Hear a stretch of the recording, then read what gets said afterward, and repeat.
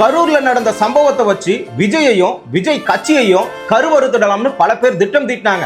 ஆனா மனுஷன் அதுல இருந்து எப்படியோ தப்பிச்சு வந்து காஞ்சிபுரத்துல மக்களுக்காக இறங்கி இருக்கிறாரு. அரசியல்ல கட்சி ஆரம்பிச்சு இன்னும் ஒரு தேர்தலை சந்திக்கல, ஓட் கெபாசிட்டி என்னன்னு நிரூபிக்கல, பிரஸ் மீட்டை சந்திக்கல.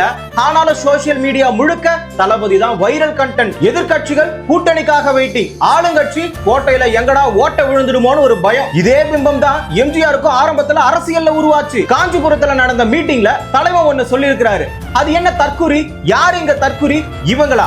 அப்போ இதுக்கு முன்னாடி இவங்களுடைய ஓட்டெல்லாம் வச்சுக்கிட்டு இவ்வளவு காலம் பல கட்சிகள் ரன் பண்ணிக்கிட்டு இருக்கீங்களே, நீங்க என்ன தற்குறி தலைவனா? ஒரு கட்சியை சார்ந்தவனா இல்லாம மக்கள்ல ஒருத்தனா நின்னு யோசிச்சு பாருங்களேன், யாரு தற்குறி? எங்கடா நம்ம கட்சியில முதல் பெஞ்ச்ல இருக்கக்கூடிய தலைகள் எல்லாம் விஜய விமர்சனம் செஞ்சா விஜய் எங்க பெரிய ஆள் ஆகிடுவானோன்னு பயந்துகிட்டு ரெக்கார்ட் டான்ஸ்ல கில்மா பாட்டுக்கு ஆடுறவனுக்கும் சொல்வதெல்லாம் உண்மையில வைரல் ஆனவனுக்கும் கட்சி துண்ட கழுத்துல போட்டு அவனை விஜய விமர்சனம் பண்ண வச்சீங்க. ஆனா அடுத்த நாளே அவன் யாரு, எங்கிருந்து வந்தான், எப்படிப்பட்ட ஆளுன்னு கண்டுபிடிச்சது நீங்க சொல்ற இந்த தற்குறி கூட்டம் தான். கரூர் சம்பவத்துல தனிப்பட்ட முறையில ஒரு நீதிபதி பண்ண விமர்சனம் உச்ச நீதிமன்றத்தையே கொந்தளிக்க வச்சது. சரிதானே?